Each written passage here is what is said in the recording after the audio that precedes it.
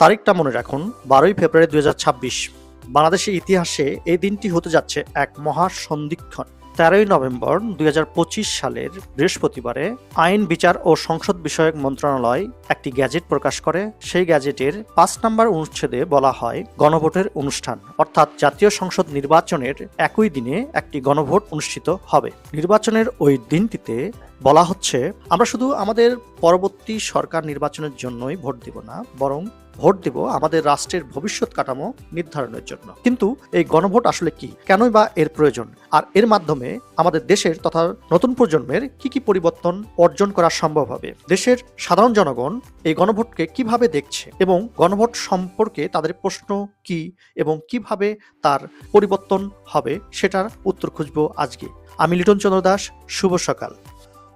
আসলে গণভোট কি এবং কেন? সহজ কথায় গণভোট হলো জনগণের সরাসরি রায়। সাধারণ নির্বাচনের আমরা ৫ বছরের জন্য যে নেতা নির্বাচন করি বা পরবর্তী রাষ্ট্র পরিচালনার জন্য একজন যোগ্য নেতৃত্ব সম্পন্ন ব্যক্তিকে নির্বাচন করি। কিন্তু যখন রাষ্ট্রের সংবিধান বা মূল কাঠামো বদলানোর মতো বড় প্রশ্ন আসে, তখন শুধু নেতাদের সিদ্ধান্তই যথেষ্ট নয়, সেখানে প্রয়োজন জনগণের সরাসরি হ্যাঁ বা না সূচক কিছু সম্মতি। আর এই সম্মতি একটি নির্দিষ্ট ভোটদানের কার্যক্রমের মাধ্যমে সম্পন্ন হয়। একেই বলে গণভোট। বিশ্বের প্রত্যেকটা দেশের একটি সংবিধান রয়েছে। সংবিধান মূলত দেশের সর্বোচ্চ আইন বা মৌলিক নীতিমালা সম্বলিত একটি দলিল, যা রাষ্ট্র পরিচালনার মূল ভিত্তি স্থাপন করে এবং সরকার গঠন, ক্ষমতা বন্টন, নাগরিক অধিকার ও দায়িত্ব নির্ধারণ করে থাকে।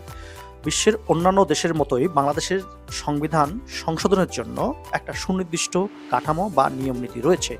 সংবিধানের ১৪২ নং অনুচ্ছেদ অনুযায়ী ২/৩ সংসদ সদস্যের সমর্থনে এ প্রক্রিয়া সম্পন্ন করা সম্ভব, কিন্তু মৌলিক কিছু কাঠামো রয়েছে যেগুলো সংশোধন করা যায় না। এই ধরনের কিছু পরিবর্তন আনয়নের জন্য জনগণের রায় অবশ্যই প্রয়োজন।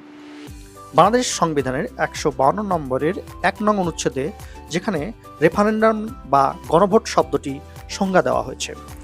রেফারেন্ডাম অর্থাৎ গণভোটের অর্থ জনগণের নিকট সরাসরি ভোটের মাধ্যমে কোনো বিষয়ে মতামত গ্রহণ।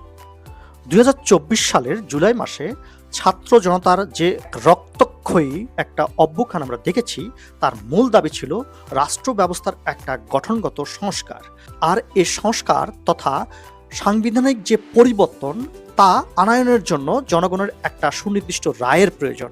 সেই দাবিতে আইনি ভিত্তি দিতে জাতীয় নির্বাচনের পাশাপাশি আয়োজন করা হচ্ছে এই ঐতিহাসিক গণভোট। ১২ই ফেব্রুয়ারি আপনি যখন ভোট কেন্দ্রে যাবেন, আপনার সামনে একটি মাত্র প্রশ্ন থাকবে, কিন্তু এই একটি প্রশ্নের উত্তরেই লুকিয়ে আছে রাষ্ট্রীয় সংস্কারের ৪টি প্রধান স্তম্ভ। আপনি যদি হ্যাঁ ভোট দেন, তবে আপনি মূলত এই ৪টি বড় পরিবর্তনের পক্ষে রায় দিয়েছেন, অর্থাৎ গণভোটের যে মূল ৪টি পরিবর্তনের জোর দেওয়া হয়েছে সেটার পক্ষেই রায় দিয়েছেন। প্রথমত হচ্ছে তত্ত্বাবধায়ক সরকার ও নিরপেক্ষ নির্বাচন। ভবিষ্যতে আর কোনো নির্বাচন নিয়ে প্রশ্ন উঠবে না। একটি স্থায়ী ও শক্তিশালী তত্ত্বাবধায়ক সরকার ব্যবস্থা এবং রাজনৈতিক প্রভাবমুক্ত নির্বাচন কমিশন গঠন করা হবে। দ্বিতীয়ত হচ্ছে ক্ষমতার ভারসাম্য ও দ্বিকক্ষ বিশিষ্ট সংসদ। বর্তমানে আমাদের সংসদ এক কক্ষ বিশিষ্ট, ৩০০ আসন সম্মিলিত এবং ৩০০টি আসনে নির্বাচিত প্রতিনিধির মাধ্যমে এই এক কক্ষ বিশিষ্ট সংসদটি আমাদের বিদ্যমান। তবে পরিবর্তনের মাধ্যমে এটি দ্বিকক্ষ করা হবে। উন্নত এবং উন্নয়নশীল অনেক দেশেই দ্বিকক্ষ রাষ্ট্র ব্যবস্থা রয়েছে, যেটার উচ্চকক্ষ ও নিম্নকক্ষ বিদ্যমান। আমাদের জাতীয় সংসদে একটি দ্বিকক্ষ বিশিষ্ট সংসদের পরিকল্পনা করা হয়েছে, যা এই গণভোটের মাধ্যমে অর্জন করা সম্ভব হবে। প্রথমটি হচ্ছে জাতীয় সংসদের নিম্নকক্ষ, অর্থাৎ ৩০০ জন সরাসরি নির্বাচিত সদস্য যারা সরকার চালাবেন। আর দ্বিতীয়টি হচ্ছে উচ্চকক্ষ, যার ১০০ জন সদস্য থাকবে যারা প্রাপ্ত ভোটের অনুপাতে নির্বাচিত হবেন। একই উচ্চকক্ষ থাকার ফলে কোনো একক দলের পক্ষে চাইলেই সংবিধানের যে মূল যে বিষয় রয়েছে তা নিজেদের ইচ্ছা মতো বদলাতে পারবে না। ছোট দলগুলোরও কথা বলার সুযোগ থাকবে। তৃতীয়টি হচ্ছে প্রধানমন্ত্রীর ক্ষমতার লাগাম টানা, অর্থাৎ একজন ব্যক্তির হাতে অতিরিক্ত ক্ষমতা আর নয়। প্রস্তাব অনুযায়ী কোনো ব্যক্তি প্রধানমন্ত্রীর পদে সব মিলিয়ে সর্বোচ্চ ১০ বছরের বেশি থাকতে পারবে না।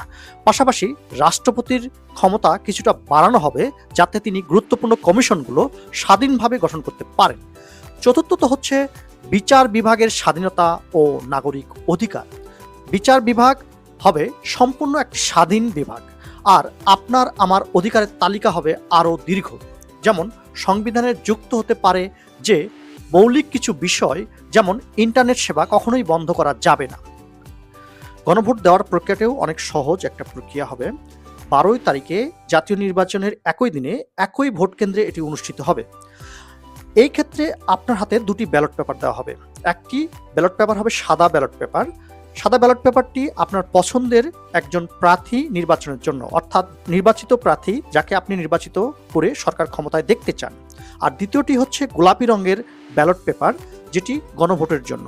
গোলাপি ব্যালট পেপারে আপনি শুধু হ্যাঁ অথবা না লিখে বক্সে একটি সিল দিয়ে দিবেন, এবং দুইটি ব্যালটই কিন্তু একটি বক্সেই ফেলবেন।